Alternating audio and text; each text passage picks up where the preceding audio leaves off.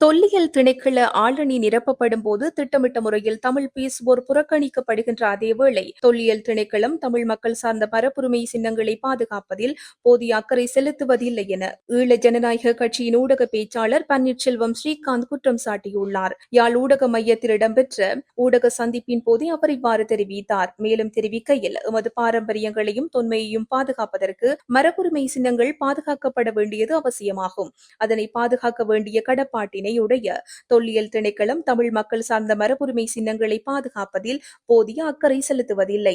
கடந்த காலங்களில் ஆட்சியில் பங்களித்து எமது மக்களின் அபிலாஷைகளுக்காக மானசீகமாக உழைக்கின்ற தரப்பு என்ற அடிப்படையில் எமக்கு தொல்லியல் திணைக்களம் தொடர்பாக விமர்சனங்கள் இருக்கின்றன.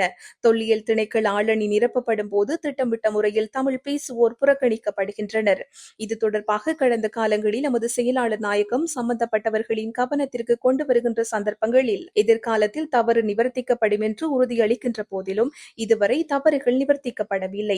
இவை தொல்லியல் திணைக்களத்தில் திட்டமிட்ட நிகழ்ச்சி நிரல் இருப்பதையே வெளிப்படுத்துகின்றது. தமிழ் மக்கள் சார்ந்த மரபுரிமை சின்னங்களை பாதுகாப்பதற்கு காணப்படும் தடைகள் மற்றும் திட்டமிட்ட நிகழ்ச்சி நிரல் தொடர்பாக உரிய நடவடிக்கை எடுக்க வேண்டும் என்பதை வலியுறுத்த விரும்புகின்றோம் என தெரிவித்தார்.